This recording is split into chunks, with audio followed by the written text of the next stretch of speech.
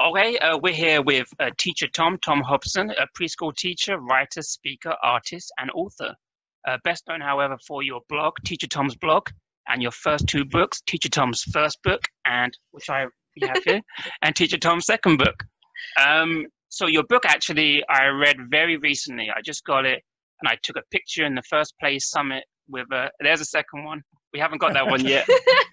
I took a picture of my inflatable pool in my parents' garden while we're stuck in England reading your book. It got quite a lot of likes on the First Place Summit, but I'm happy. It's the most likes I've ever had on Facebook. Really? Oh. Hundreds. So we're going to start with a very difficult question. And the first one is, have you been to China before?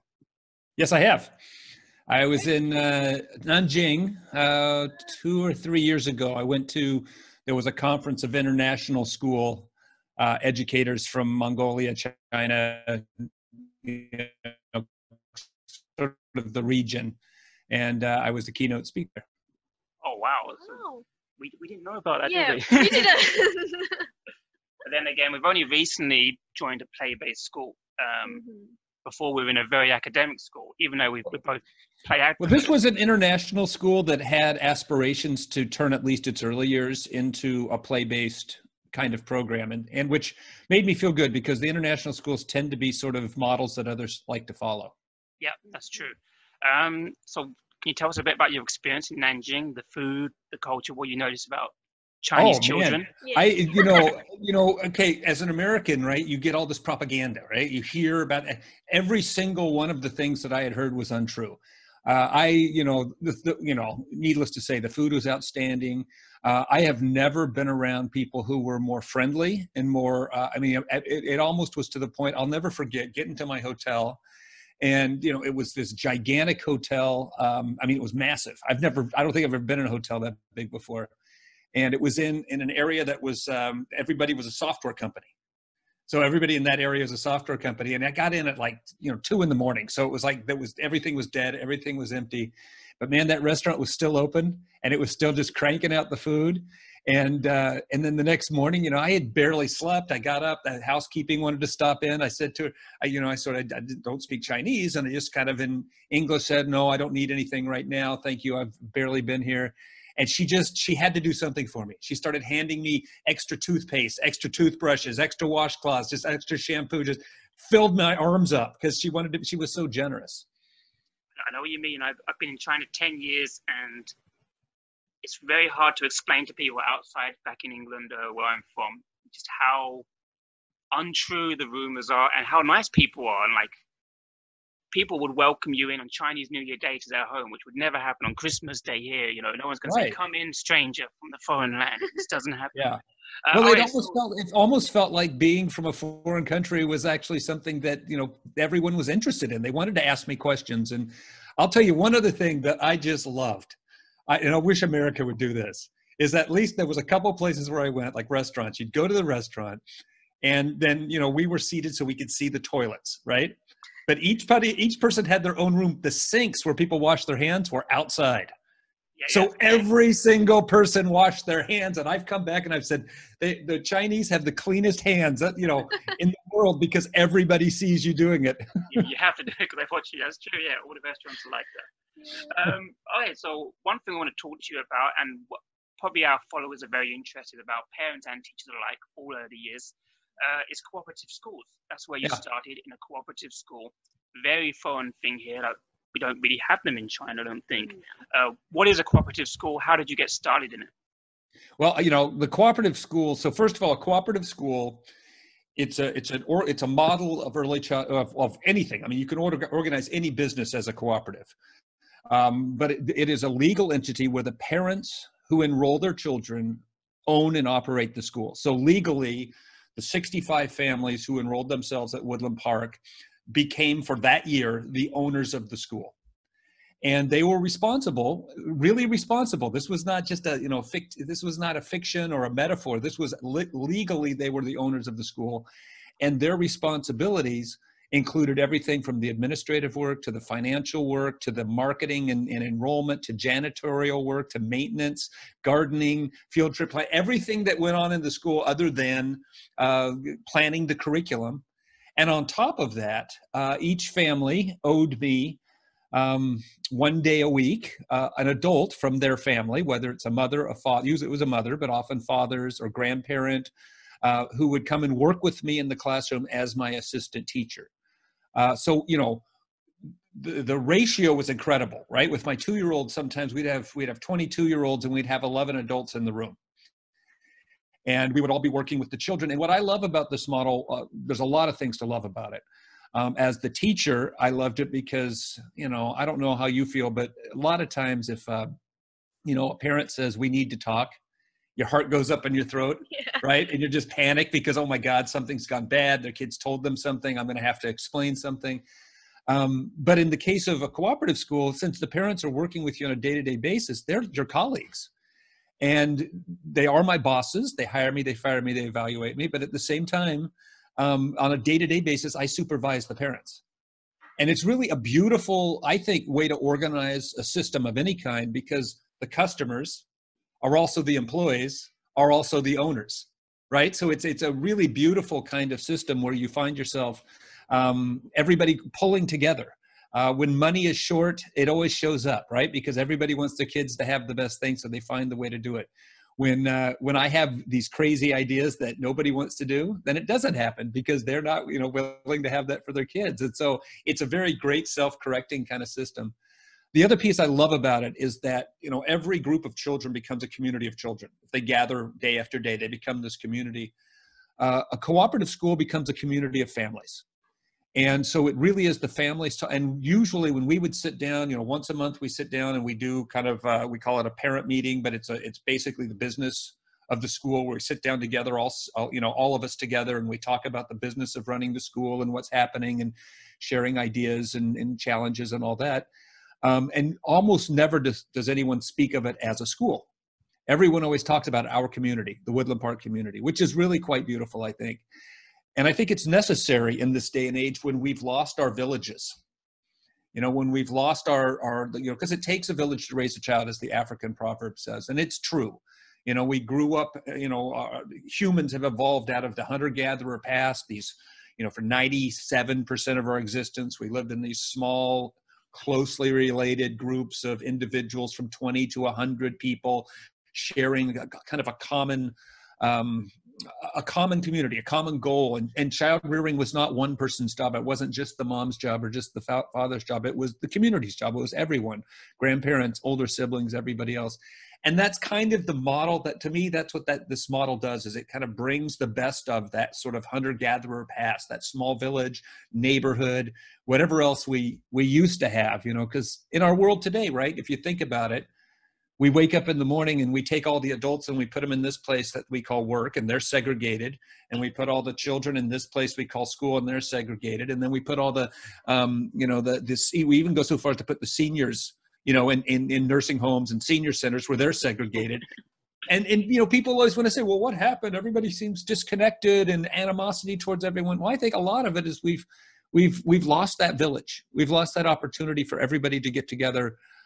And to learn from each other and to, you know, really live out in the open together. So that's kind of what a cooperative is in a nutshell. So it is very interesting and very new concept to like Chinese culture, because like I can say like most of the Chinese school, they like try to like stop parents by the gate. Okay, say goodbye to your child. We will take the kids into the classroom, and then when parents pick up the children, we will take the children to a gather place and then let the parents pick them up. But we always want that to invite our parents to go into the classroom, to look around the classroom environment or do more activities with the children.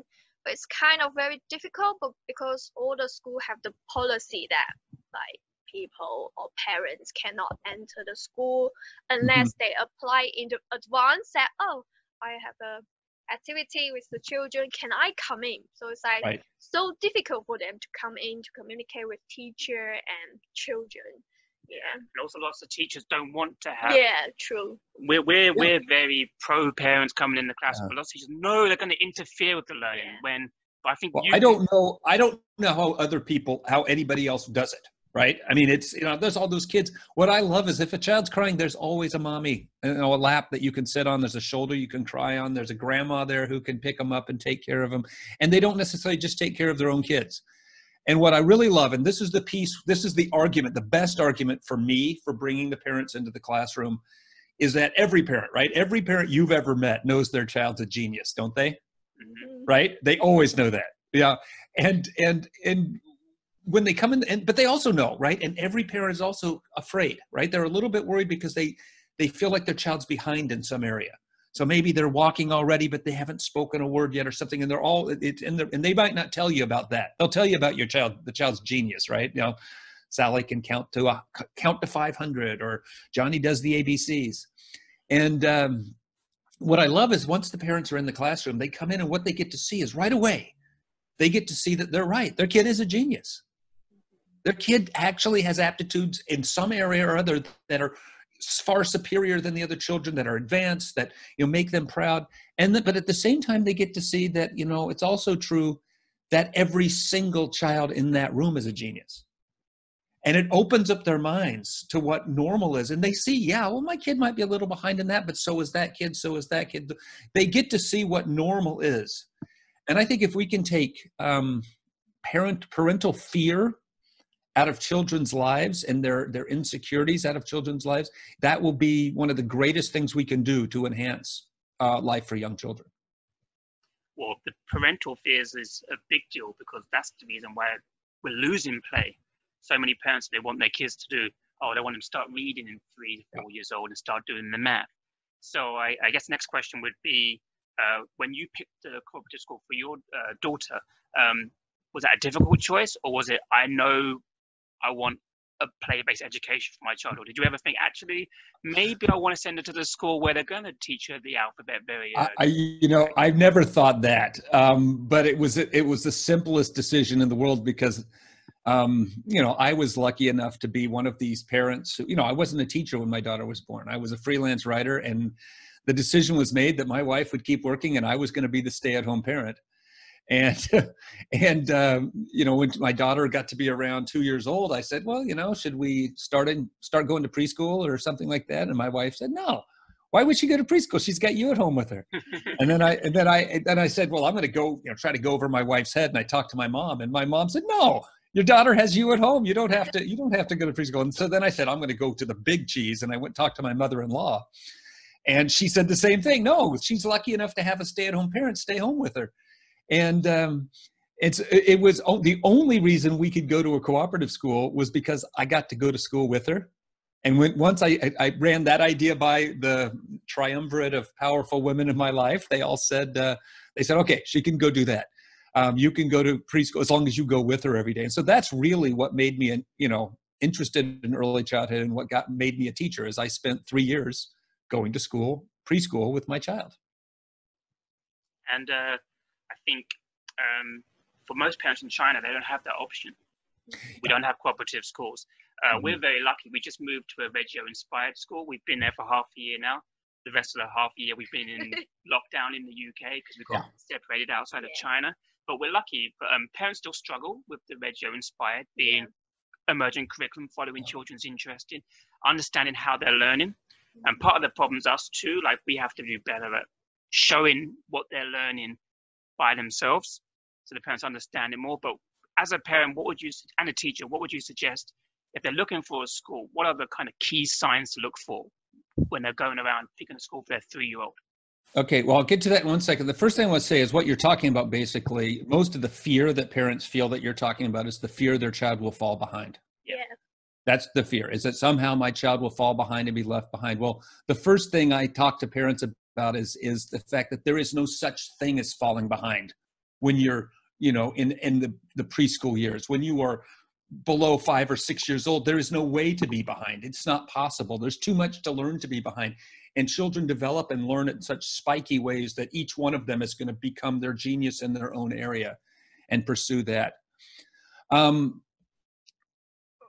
sorry, what was that? What was the part of the question? What was the actual question you asked me? And the second part was, so if parents are going around, we have a lot of choice in China. We've got American schools, UK schools, Canadian schools, IB schools, Reggio, Montessori, Waldorf. even well, forest schools now. What would yeah. you say is like, when you go into a school, these are the danger signs, and these are the, could be a place that's right for you? I'd like to take it back a little farther. What I like Yeah. to talk to parents about, and anybody who's a doubter about play-based education and self-directed learning for young children, I like to try to take them back to their own childhoods. I like Yeah. to try to find a moment where you can talk to them about, what was it like? What was your favorite? Think of a moment that you were joyful. One of the great moments from your childhood. What's one of your earliest memories that you think of fondly, where it was just one of those peak moments of your childhood? And invariably, they'll start talking about being somewhere that's outside, typically. Typically, it's never in school. They never talk about it being in school. They usually talk about being outside. They usually talk about being unsupervised. These moments, even as a very young child, when there isn't an adult hovering over you, they usually talk about being with other children. Typically, it involves, other kids of all ages. Usually it involves some activity where there's no beginning, middle, or an end. There's no schedule to it. It was sort of just a time where time seemed endless. And rarely does it involve toys. It almost never involves stuff or curriculum or toys or anything like that. Usually it just involves engaging with the real world. And from there, then, once you get them, you see them glow, right? You see these adults grow, you see these people glow, and you say to yourself, that's what I want for your child. I want your child to have that same kind of experience, because children today aren't getting that kind of experience anywhere else, right? They're under supervision pretty much from the moment they're born until the moment until they're a teenager or something. And they don't get the opportunity to have those experiences of being kind of free to be a child and to explore the world the way they want to. Yeah, well, what I tell people, if they're looking for a school that they, for their child, number one tip I have is talk to the parents of other children in that school. Yeah. Talk to those people that, the educators are great. They're wonderful. Chat with them a little bit, make sure you're okay with them.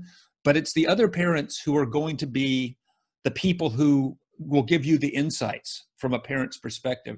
And if you find yourself talking to these parents and you're finding out, I don't like any of these people, that's the wrong place for you. Mm-hmm. I mean, I know that sounds like a really sort of selfish way of doing it, but when children are that young, what you're doing in many cases is putting together sort of a social life for your child, but also for yourself. Those other parents are going to be part of your life as the children come over to play and as you get to know them over the years, because hopefully you're there for a period of time, not just 1 year at a time. The second thing to look for is to listen. Listen to the educators, listen to the adults in the environment, and listen how they speak to children. Are they doing it respectfully? And by that, I mean, are they bossing the kids around? Yeah. Come here, sit down, put that away, stop doing that. These kind of things, even if they're saying things like, stop doing that, please. It's still, right? It's still, they're still commanding the children. They're using this language of what I call the language of command, which is, sadly, research tells us that something like 80% of the sentences adults say to children are commands. And only people who really work on it can get to that point where they're not doing it. I would also look for a place where the children are moving their bodies, where they are moving around both inside and outside, where the children are having the opportunity to really do big and large motor things. Because people don't understand this, but a lot of that large motor activity, getting that vestibular system organized and everything, is literacy. It's organizing the child's body to be able to get to that. And the dramatic play they do, that's the other piece to look for. Are there opportunities for children to play pretend? Do you hear children saying, let's pretend, and then start off or any sentences that begin with the word let's? Because if you hear children starting off with let's, let us, that's an invitation. And that means that they're in an environment where they're free to invite one another to pursue interests together. And so I think those are kind of the things I would also look for a place that is not too tidy. I think tidiness is usually a sign that the teachers have an agenda other than the children. Tidiness is, you want it to be clean and you want it to be sanitary and you want it to be, healthy. But, tidiness, if there's toys, junk around and in fact, our playground at Woodland Park, we call it the junkyard playground. It is literally, you know, I started looking at schools in the countryside and in the bush in Australia and in forests, and you mentioned forest schools before, nature schools. And I was so envious because we're just located in the heart of a densely populated city. And, you know, that's, we don't have, you know, we have to get in a car and we have to drive for 2 hours to get to, you know, something, well, we have parks, but you know what I mean? It's not easy for us to get to. And I started thinking, okay, well, what's the natural habitat for young children in a city? And I realized it's the vacant lot. You know, the place where people just throw their junk and the kids get to go there, and nobody cares if they yank the grass up, or if they, you know, if they decide to try to build something out of shipping crates and spare tires and things like that. So for me, that would be another thing to really look for, is looking for a place where children are free to move things around, where children are free to make their messes, and to engage their curiosity and ask and answer their own questions, without adults constantly hovering over them, complaining about mess, complaining about risk, complaining about courtesy, complaining about all of these things that are adult concerns that we tend to lay on top of kids. And then it just damps down their curiosity, their self-motivation, and really their learning. That takes us on to the next step about risk play.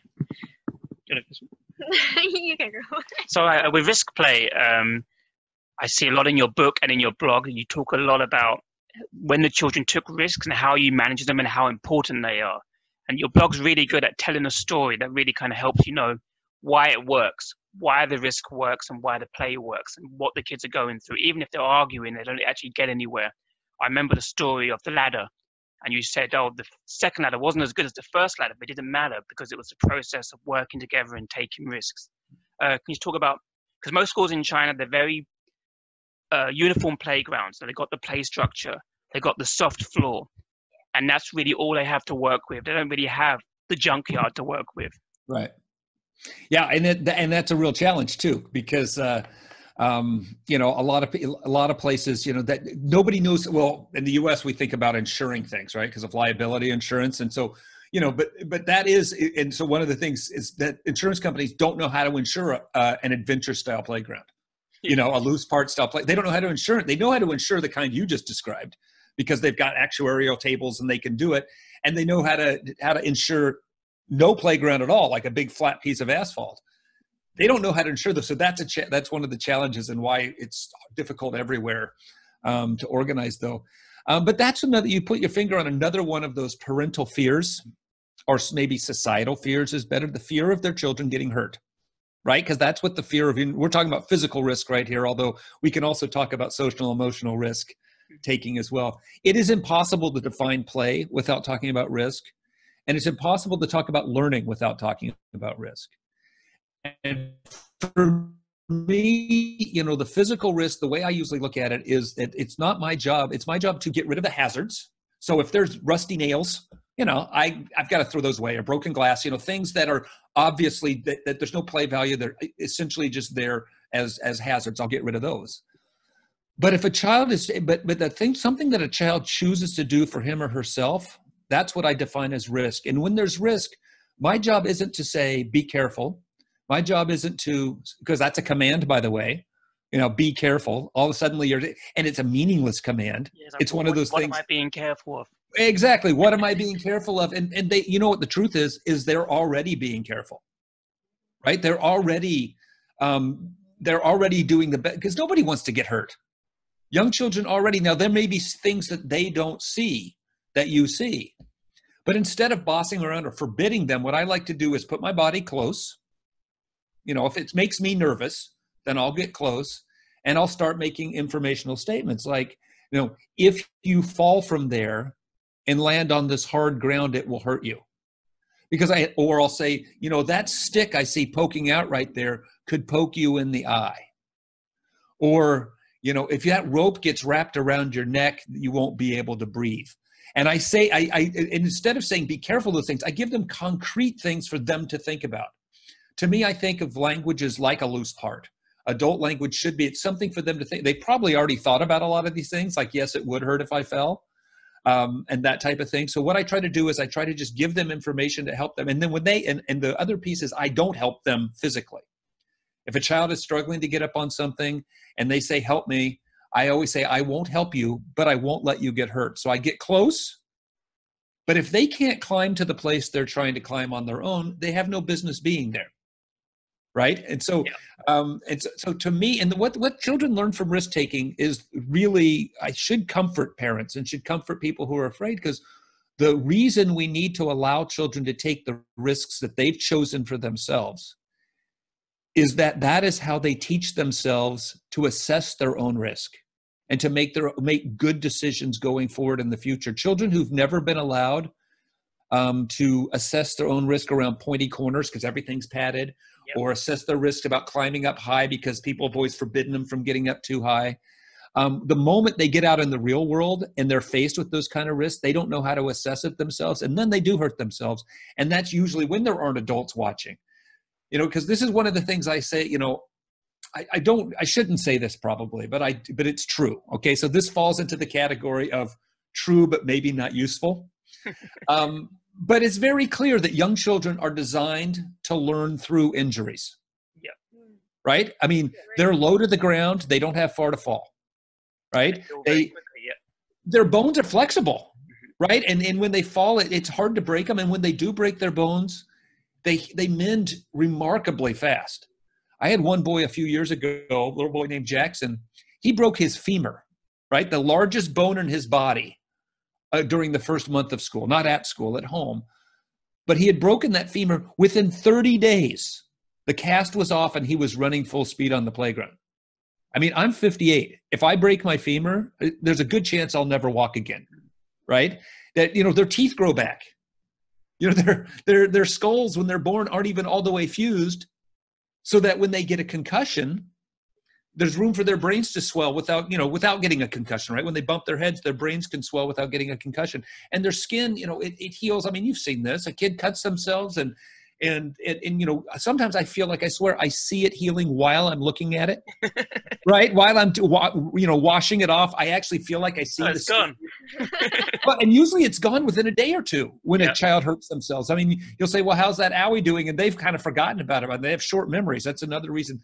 So, and the reason that nature or God or however you want to look at it has designed, young humans with this capacity for risk-taking, the capacity to learn through injuries, is that so that they will develop the wisdom they need for when they're old and brittle like me, right? So that now I've learned a bunch of lessons and I know things that I can and can't do, that I don't want to do, that I can or can't.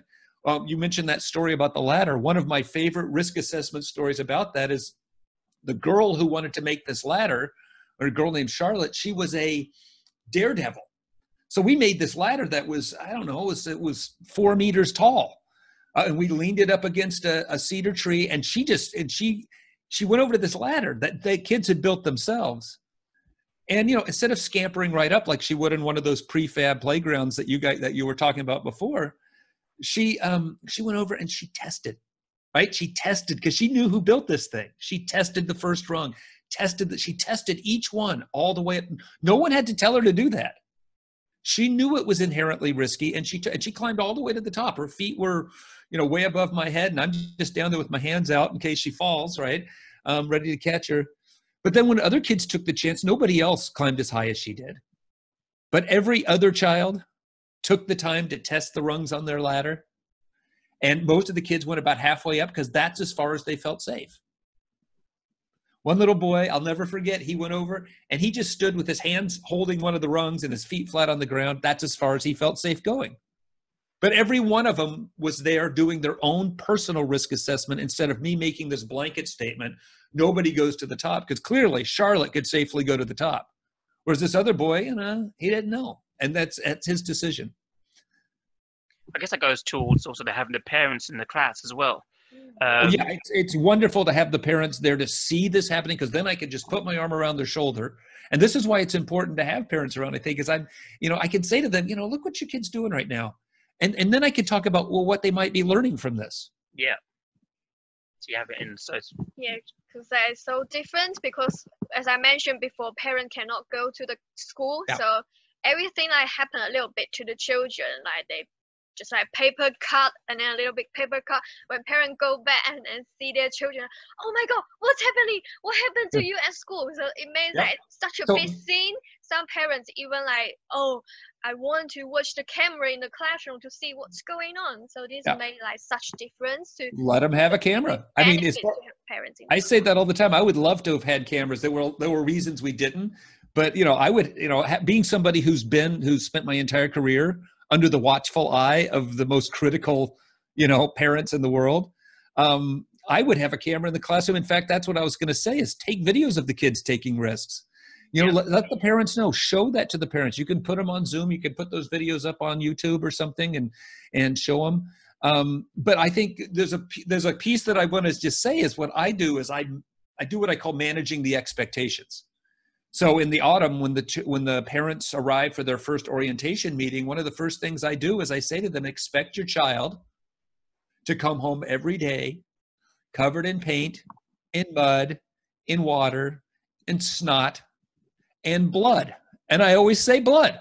I want them to know that blood is one of these are called learning injuries. My friend Keisha Reed in her New Discovery School in Maryland, she coined that term, learning injuries. And I love it because that's what they are. And so when you do that, and of course, what happens is parents, so you've managed that expectation. They show up to pick up their kid and you can see them. They check their kid out. They look up and down and they say, well, I see some mud and paint. Today I win. Right? Because there's no blood. And then every once in a while, when there's a bandage or something like that, then of course, then the parent, at least is a little more sanguine. They've been warned that that's a perspective, that's something that might happen. So we do have many teachers who in China, they have a lot of freedom. Not always, they have a strict curriculum, but also a lot of them do have a lot of freedom, but they still follow a very kind of rigid, maybe teachers pay teachers curriculum, they print it out, they're using those things. So what advice would you give to teachers, especially Chinese teachers who are very keen to learn about play-based education from radio and media, for example, where to start? Because a lot of them, they jump into it and it becomes chaos. They don't know how to control it.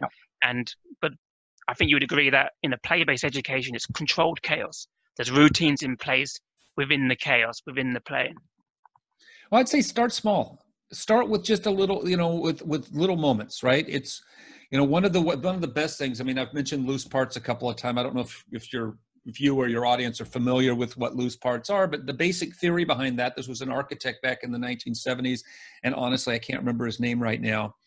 And he developed this theory of loose parts. Which in his idea, he was actually talking about museums and places where adults congregate. But he said, we want to empower people to be able to move things around and create things for themselves in spaces. And what that is, how that's been translated into the preschool years is, I talked about my junkyard playground. Well, seriously, there was a set of swings, but otherwise there are very few toys out there. It is, old tires from people's cars, shipping pallets, planks of wood, bricks, all of these things. What's great about these things is that toys have a script built into them, right? There's a script already. If it's a toy wheelbarrow, well, the only way to play with that is to put stuff in it and walk around with it. If you have a toy computer, well, the only thing to do is sit there and tap your keys with it. But if suddenly you just have an old tube from something and a brick and some tires, you've got to get creative to put these things together and start, creating your own environment. And it's in watching children play both alone and in groups with this kind of thing is a great way to really start understanding what play is all about. So what I urge people to do is collect some junk and choose an hour a day to start with, and just say, for an hour, we're going to call it loose parts, or we're going to call it free play, or whatever you want to call it. And give the children the opportunity to engage with those materials freely. So best place to do it is outside. Go outside and do it because, as adults, we have all these agendas about inside, right? It's got to be tidy. If you spill something, you got to clean it up. You don't break anything inside. But outside, it's a lot more easygoing in the outdoors. And so, for me, it's just letting the adults relax and watching the kids engage. I would prefer to see educators set aside at least 2 hours in a sweep for that, because that gives children plenty of time to get through the bickering. Yeah. Excuse me. because that's, that's an essential part of this kind of play, of play-based education, is in any environment when you put some materials out and the kids arrive, it takes them about 15, 20 minutes where they just sort of explore the material solo. But then you hit this period of time when they start bumping up against each other. Hey, I was using that. No, you knocked my building over you. And the bickering starts. And you've got to let them get through that bickering, which is about another 15 or 20 minutes, because that's their negotiating. That's not a fight. That's how children negotiate with one another. And that's one of the most important skills that we can have. Then they negotiate, and then they get to their agreements. They start making agreements with one another. And that's where the beautiful cooperative play starts. So for me, that would be the first step I would encourage educators to do, is just find little moments, take it outside, put stuff you don't care about, collect whatever it is you have at home, right? We all have stuff that we can bring in as junk that kids can play with. Yeah. When we started our school in August, September last year, boxes coming, because it's a new school, we've got boxes of brand new toys. We're a private school, so we've got lots of nice, expensive stuff. Yeah. And we're the ones who are saying, whoa, leave the box. We want the box. The box is the good stuff. They probably won't play with what's in the box, but they'll play with the box. So one thing I want to talk about next is you talked about the bickering and the arguing. Usually when people go play-based, they stop doing it because they feel like it's too chaotic compared to when they had the reward system, where they had the rainbow chart going up and down. Oh, the kids were very well behaved. They always listened to me when I went up and down. But when I just give them freedom, they're just arguing all the time. It's just not good. But then you talk a lot in your book and your blog about this negotiation, and it takes time. It takes a lot of time, days and days and days, for that negotiation to build and work and improve. So tell us more about why. And to learn their skills at negotiating. I mean, we were talking before about how parents are worried their children will fall behind, and that the underpinning of all that is everyone wants their child to be successful, right? That's the goal of every parent. We want them to be successful. Now, and I think most of us are wise enough to know that, just making money isn't the only definition of success, even though I think most people, if given a choice, I'd rather have a lot of money. And, if given a choice, I'd rather my kids make a lot of money. But that shouldn't be the be all, because we know there's a lot of very wealthy people who are deeply unhappy. And we know a lot of people who barely have, 2 pennies to rub together, but they're completely happy. They have good relationships with their loved ones. They have plenty of friends. They have meaningful work to do every day. They feel satisfied in their lives and contented. So, and we know I think most of us, if you asked any parent, that's the kind of success they would wish for their child, to live just a contented, happy life with plenty of other people in it. The traits, when research is done on these kinds of successful people, they can have all kinds of backgrounds. They can have all kinds of experiences, but the 3 traits that they tend to have in common, one is they are self-motivated, which is what you learn in a play-based curriculum. It's all about being self-motivated. Working well with others, which is what children are practicing doing while they're doing that bickering. It's the fighting is the learning, is the process of figuring this out. And then being personable, being someone other people want to hang out with. Those are the 3 traits of successful people. And those are the things that are learned through a play-based curriculum. And that means there are times during the learning, because they're just kids. They don't know about courtesy. They don't know about politenesses. Many of them have just stepped out into the world for the first time beyond their families. And and when you're in a family and you're the baby, everybody around you kind of gives you what you want for the most part, right? You're just like, I really want to play with that toy. Well, then all the adults are, ho, ho, ho, yes, you can play with it. That doesn't happen with 2-year-olds. Right? I mean, with a 2-year-old, it's like, I want to play with that toy that kid has. And if that kid doesn't give it up, then you just take it. And then you have a learning opportunity. Then there's this opportunity for the children for you. I mean, for me, what I do is I step in and I just say, look here, your friend is crying now because you took that from them, because sometimes you have to draw that connection for a young child. By the time the children are 3 years old, what we do is we spend a lot of time with, so we have, once a day we'll have circle time. And that's the only time when I say, everybody, I don't say they must be there. Sorry, I have something in my throat today. I feel badly about this. But anyway, what we do is we get together once a day so we can talk about these kinds of challenges. And always we start the school year, and I've got, like I said, I've got all the parents in the classroom, and I tell the parents, we don't have any rules, because I don't make any adult rules in the classroom. None of the adults make any rules other than health and safety rules the law makes us do. But other than that, it's the kids' community, it's the kids' society. And I tell the parents, our only job is to keep them from killing each other. And always usually within the first hour, but always within the first day the kids are together, someone says, she hit me. And then that's my opportunity, or she took that from me, or she screamed in my ear, or whatever it is, somebody abused the other child in some way. And that's my opportunity to say, oh, you didn't like that, I can tell. Hey, why don't we all agree to not hit each other? And so then, and children agree. I mean, they always agree unanimously. Nobody likes to be hit. Okay, let's write this down. And, these are pre-literate kids. They can't read it. But I put a big piece of butcher paper on the wall, and I write no hitting. And then usually the hands start going up. No taking things from other people. No yelling in people's ears. No kicking. No biting. No, all the basic things that, because they all know how they want to be treated, at least by the time they're 3 years old and kind of verbal and able to express this. And what's great about this is that suddenly puts us in a position where the children have made agreements with one another. It's not an adult saying, do this, no hitting, no running inside, no taking things. It's their own agreement. So when a child does take things, the first thing I can say to them is, we all agreed not to take things from each other. So we're going to have to find something else. So my job is to say, I can't let you take that from somebody else because we all agreed not to. Yeah. And so then I can give it back to that child. And so it's not about me. It's not about the bad adult doing anything. It's just about these agreements they've made. And it's amazing how the children treat those agreements as sacred when they really see the process and know they're in control of them. In fact, many of them go home and insist that their families run that way too.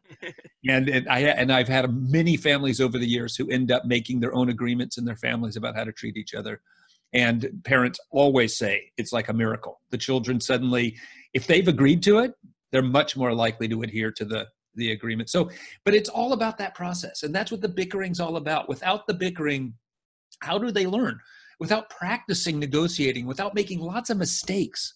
And I think that's the other piece of play-based education that people don't understand is that, when you go to a traditional school and it's all about right answers, right? It's all about the right answers. Everybody's always saying, they ask a question, everybody raises their hands, they call on a kid, they say, well, you're wrong, you're right. And in play-based education, it's not about right and wrong answers. It's about actually thinking. It's about the process of thinking.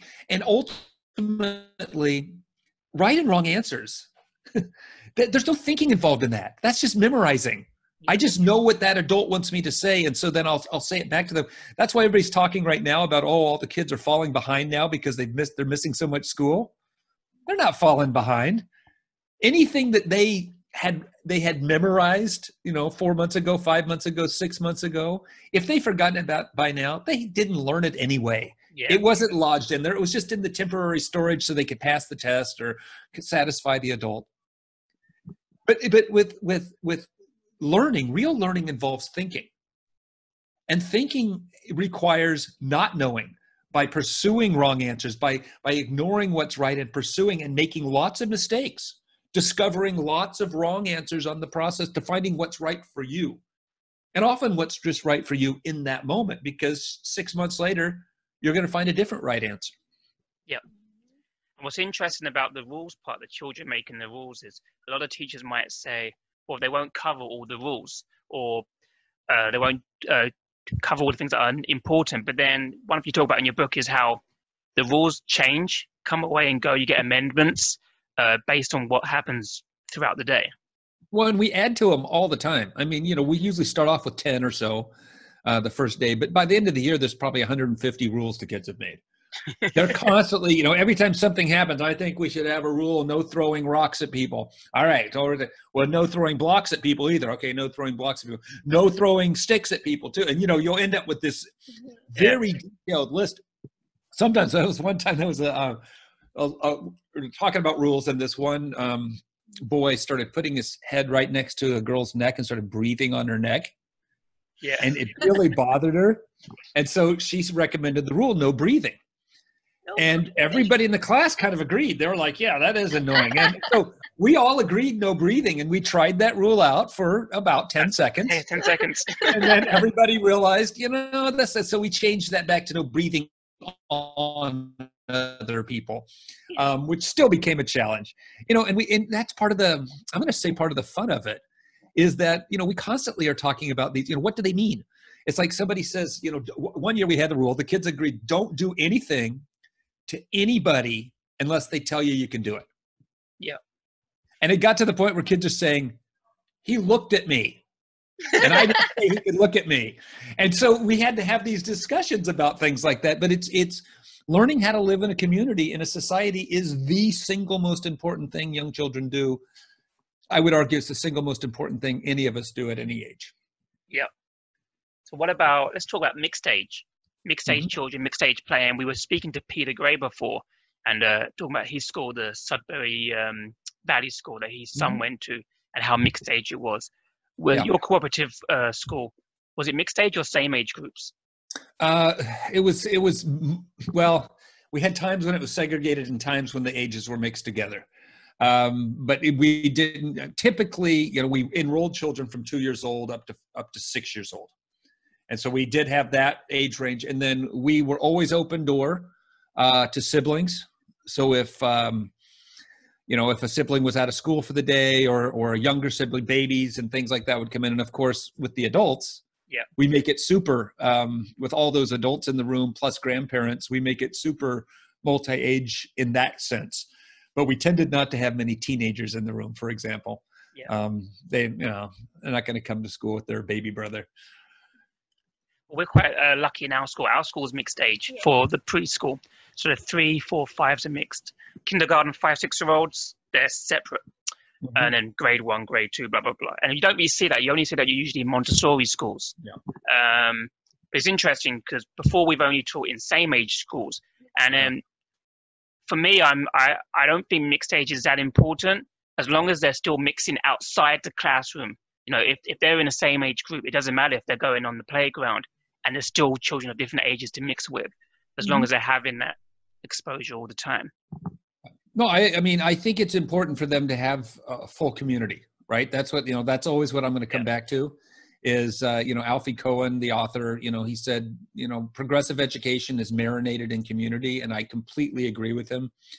There's just no way that, in bringing people in of all ages, what that does is it gives children this opportunity to, it expands their world, right? Because if you're only a bunch of 2-year-olds together, there's a hothouse for 2-year-olds and all the 2-year-old concerns and issues. But if there's some 3 and 4 and 5-year-olds kind of hanging around, suddenly it's those 2-year-olds, the ones who are ready, they have a role model to step up for. And the older children, of course, have this opportunity to care and nurture, to bring other children along and all of that. So it's such an incredible experience. It goes back to that hunter-gatherer past and all of that. If I were really in charge of the world, I think we would all be in, we'd put all our children together in big groups of all ages. Yeah. So I think now's a good time to talk about the first Play Summit. Yeah. Okay. We're really excited about it. We've signed up. Most of our colleagues, I think, are signed up too. Can you tell us a bit about what's going to happen in it and what we can expect to see? All right. So the Play First Summit is a free online gathering of early childhood educators from around the world. And so and you can find it at theplayfirstsummit.com. And we have 20 presenters, including, you mentioned Peter Gray, Lisa Murphy. We got people from all over. We've got Ms. Cheng from Anji Play in China. We've got speakers from India, from Australia, from New Zealand, from Greece, from Sweden, from Turkey, from kind of all, really around the world, Canada, the US. We've got speakers from all over the world. And they're not really speaking as much as we've engaged in a series of conversations with each of them. And our idea was, really what the genesis for this was as I was talking to my friend Sally Hoy from Fairy Dust Teaching, and we were realizing that, all these governments and policymakers and school boards were making these plans to return to school from the pandemic. And some of the stuff we were hearing about and reading about and actually seeing in some of the places that were opening early just appalled us. I'll never forget seeing, and I believe this was a school in Denmark, where they had literally taken chalk and they had drawn big squares on the pavement, and each child was being compelled to sit in their square while they were out. And that's what they were doing, was they were just, the picture, they showed them just sitting there. Or I'd see these sterile classrooms of preschoolers all sitting at desks in perfect rows, and people were inventing these kind of big hats with swimming pool noodles that, forced distancing. And they were talking about having 2-year-olds and 3-year-olds wearing masks. I mean, you can put a mask on them, but that's not going to be effective. Mm-hmm. But the worst part was this physical distancing piece. You cannot put young children together with other people and not expect them to touch, to not expect them to hug, to not expect them learning through their full bodies is what they do. So you can make the rule, but it's not going to be effective. And so we were sitting and we started thinking, and what's true is that nowhere did we see instances where early childhood educators had a seat at the table for making these decisions. These decisions were being made literally by healthcare professionals, which, they're experts in healthcare, but we're experts in early years. We're experts in education, and they weren't including us. And so it's what, we started. So anyway, we decided, what we need to do is we need to all be talking about this. And so we have, this summit, it's the kind of thing that usually people take a year to put together. We've done it in about 2 months. Yeah, it happened really fast, and it really quickly came about. It came about very fast. We've got over 50,000 people already signed up, and we're expecting close to 100,000 by the time it goes live. And what you're going to hear is a lot of people saying, telling about what happened in their country. You're going to hear a lot of people with ideas and thoughts, and you're going to hear a lot of politics. You're going to hear people who are outraged. You're going to also hear people who are just completely befuddled and worried and concerned, and because all of these things are a real part of what we're going through right now.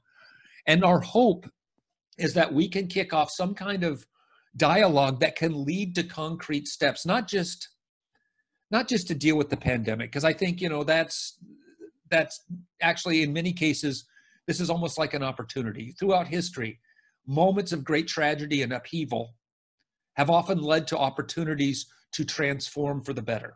Yep. And so our rallying cry is sort of like, we don't just want a new normal, we want a new, better normal. And so our hope is that we can raise the awareness of the value of play-based education, and how right now, in a time of crisis, in a time of tragedy, a time of worldwide upheaval like this, children, the way they deal with things like this is through play.